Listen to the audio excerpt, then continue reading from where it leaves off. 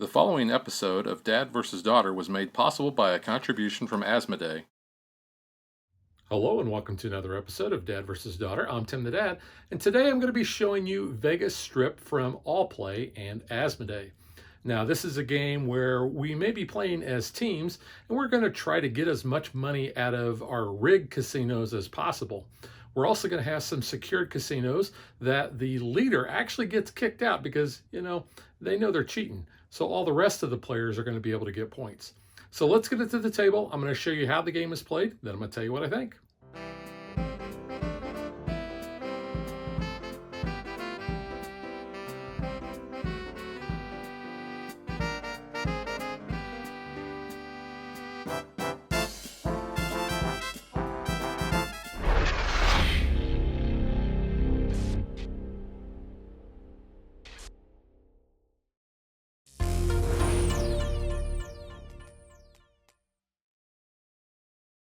To begin the game, a player is going to choose one of the 6 suits, and that is going to be theirs for the game. So, for instance, let's say in this game, I decided that I was going to be the clubs. Then I would take all 7 of these tokens, as well as my marker that shows which suit that I was belonging to.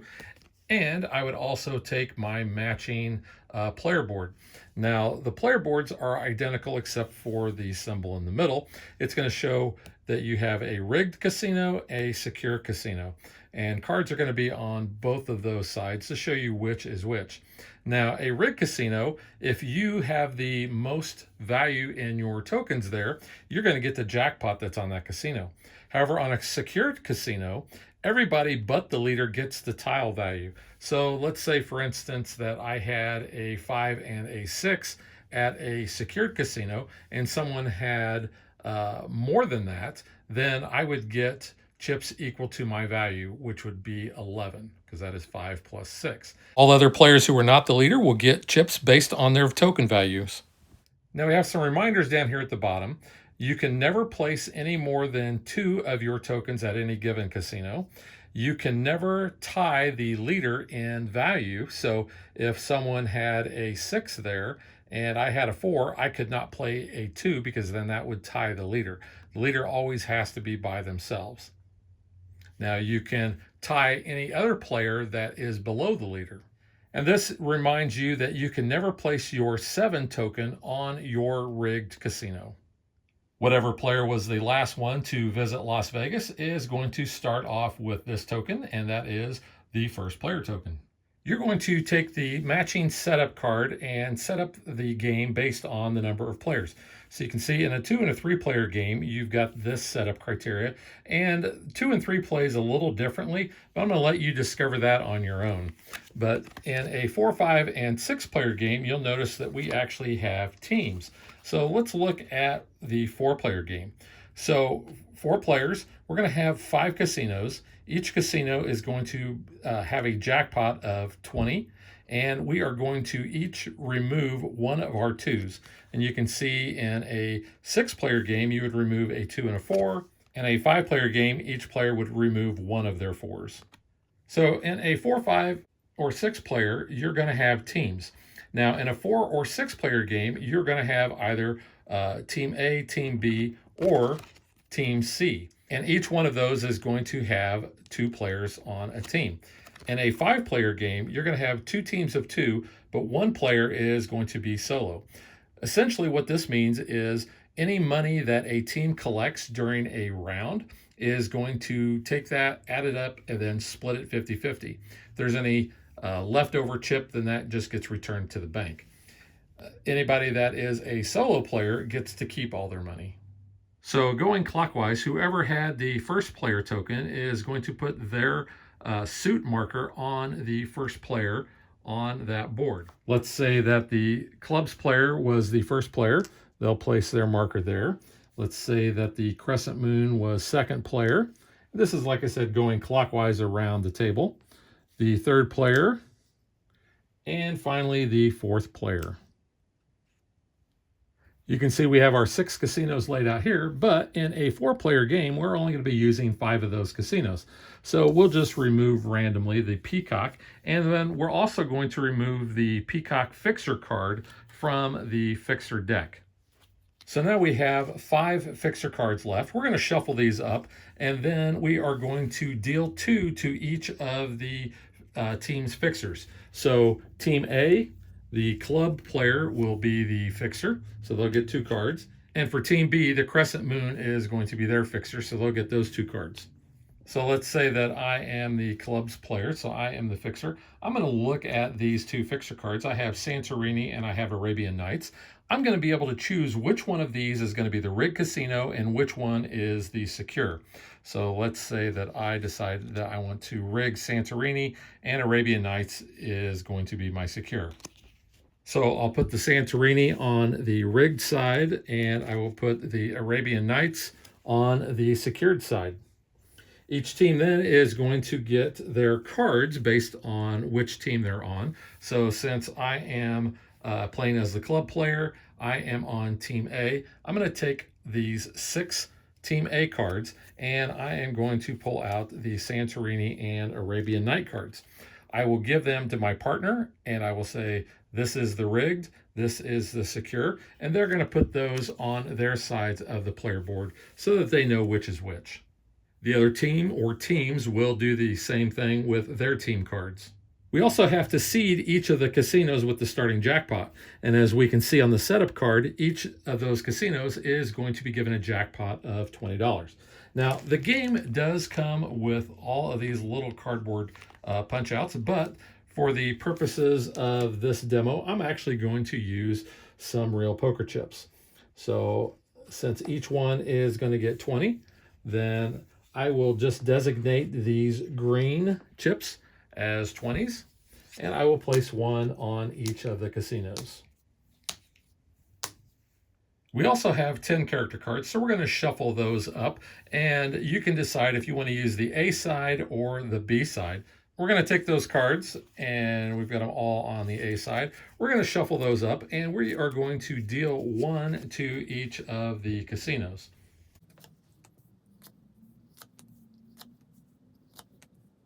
So each of the characters has a different way that they influence the casinos. The showgirl says, if you place any tile here during the first turn of the round, you're going to get 2 chips. The rock star basically says, when you place any tile there, you're going to get 1 chip. The cooler says, you can never have any more than 5 tiles on that casino. The comedian says, if the casino is secure, it pays out double to everybody but the leader. And then finally, the lounge singer says, leader ties are allowed here. Tied leaders evenly split the chips so they win. If it's an odd number, you're going to return 1 chip to the supply. And then the other characters have different ways that they're going to influence. So you can see what each of those are. And keep this card near the player board for easy reference.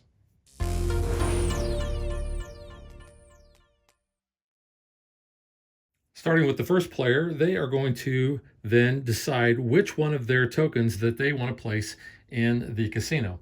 Now, the only stipulation is they cannot place their 7 on their own rigged casino. So that is a way that other players can tell which one is not one of their rigged ones. So let's just say that this player decides that they are going to put that 4 over here under Gold Rush, and because of the showgirl, they are going to be able to take 2 single chips, and they're going to place that in their team's collective pot. Now, the second player then decides where they want to place one of their tokens at. They know that they'll get a $2 bonus here, but they can't place their 4 because they cannot tie the leader. They also know that this is not their rigged, but they think that it might be the other team's rigged. So they're going to place their 7 token there, and that's going to go at the top. You'll just reorder that so everybody can always see who is leading at that casino. Play is going to keep going around the table until all players have played all of their tokens out to the casinos. At the end of the round, the casinos and the tokens might look something like this. So then what we're going to do is we are going to have each of the fixers is going to reveal which one was the rigged casino. So in our example, we knew that the Santorini was our rigged for the club and spade players, and the Sunset Gondola was chosen as Team B's rigged casino.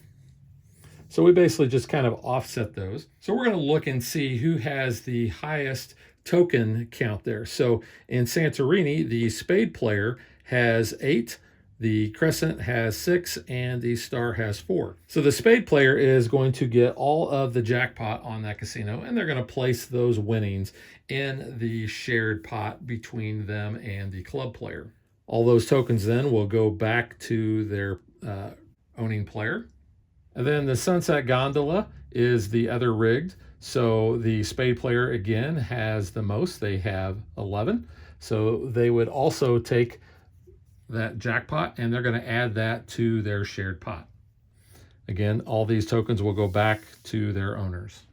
Now, the other 3 casinos in our example are all secured. So whoever has the highest amount is actually going to get kicked out. So the club player here, because they had 8 as the highest, they are going to get kicked out and get nothing. However, the crescent player is going to get 7 chips because that is the value that they have. Any other player who had tokens there would get chips equal to their value. So because the Arabian Nights is secure, the leader is going to get kicked out. So the club player gets kicked out. The crescent player then would get 6 and the star player would get 5. Now, in the Sunken Treasure Casino, the star player is going to get kicked out. And then because of the comedian's power, which basically says that if this casino is secure, it pays double to everybody but the leader. So in this case, the spade player would normally get 9, but they're going to get 18, as well as the crescent player. Everybody is going to take their tokens back. And then any of the empty casinos then are going to get filled back up to the jackpot, which in our example is 20. Any money that was collected during that round is split evenly among the teams. And then what you're going to do is you are going to move on to the next round by changing up the teams. So now the crescent player is first. The star player is second. The spade player is third. And the club player is fourth. So you can see now we have different players for each of the teams. We're going to play a total of 3 rounds. Then what we're going to do is we're going to have every player count up all of their chip totals. And the top 2, that's right, you heard it, top 2 players are going to be the winners of the game. And that's how you play Vegas Strip. So now let's get to what I think.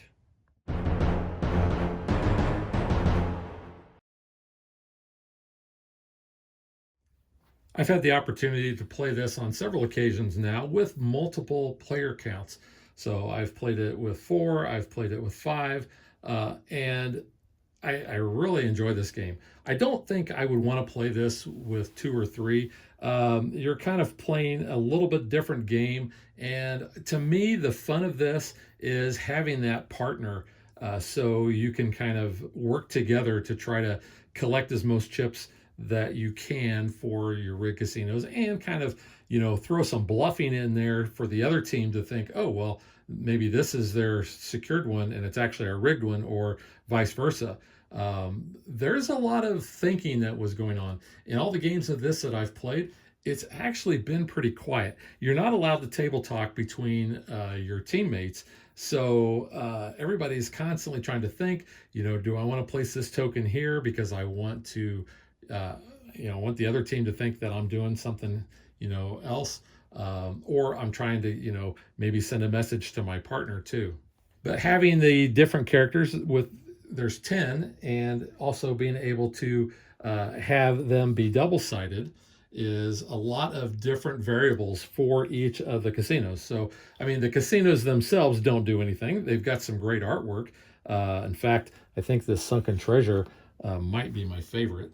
It just looks really cool. And of course, these are kind of based loosely on real Las Vegas casinos. But I like what the element of these characters bring to the game, because like I said, it makes every casino act a little bit different. So gameplay wise, I don't know. I think I like having even teams a little bit better. In the games where we've had one player having to be solo, it seems like they never earn as much because they're not getting that extra income, but that's only during one round that they're going to be that solo player. And with playing 3 rounds, the game plays fairly fast, but you're going to have some players that are not going to be by themselves. Component wise, I'm pretty good with everything. Like I said, I really kind of like the art on that. The tokens themselves are nice, thick cardboard. Now, you can buy acrylics of each of these, which, if I remember right, they might have actually been more than the total value of the game. The game, I think, was selling at Gen Con last year. And that would have been 2025. I think 17, 18, 19, 20 bucks, something like that. And I think if you go buy it in the store, it's about the same cost. But I think the acrylics were like $20 or $25. And really, they're not needed at all. I think the cardboard is sufficient. But if you want to bling it out and have that, then, so be it. Because it is a small box game, I do realize why they made the poker chips this size. And they're okay, but... and you can't really fit a whole lot more in this little bitty box. But I prefer using the poker chips from a poker set that I have at home. I like the bigger chips. I like the fact that they do seem more thematic than these little things, but that's really going to be a personal preference. I think if I were taking this on a trip and I wasn't going to pack my poker chips, these would do just fine. Again, with this being a small box size, the cards are fairly small, but this is okay because the text on the cards is big enough that you don't have any problems seeing it. You've got the reminders down here, and like I said, the back is just the suit. Again, the fact that the box size is so small means that it can travel fairly easily. The gameplay really is pretty straightforward. I think new players struggled a little bit trying to remember what they can and can't do, but I mean, you've got that at the bottom of the card. It kind of helps you, but you sometimes do forget that you can't tie the leader. Make sure that you don't place your 7 on your own rig casino, and the fact that you can only place 2 of your tokens at any given casino. That's just something I think will click. I also think that at least we had one player who was struggling a little bit with the leader getting kicked out, and then all the other players would basically get chips equal to their token values. So, but I think that was just like the first round, and after that, I think everything clicked for everybody. So I think it's a game that is pretty accessible. I think if you are one of those who you've got a thing for Las Vegas, you like gambling, I think thematic, this is going to fit into what you're looking for. If you are not, I think you've got the bluffing aspect, and basically you're using those tokens to basically get certain values of things. So it's more of a mathy, thinky type of game. And I think if you like that little bit of a brain crunch, I think you will enjoy this game as well.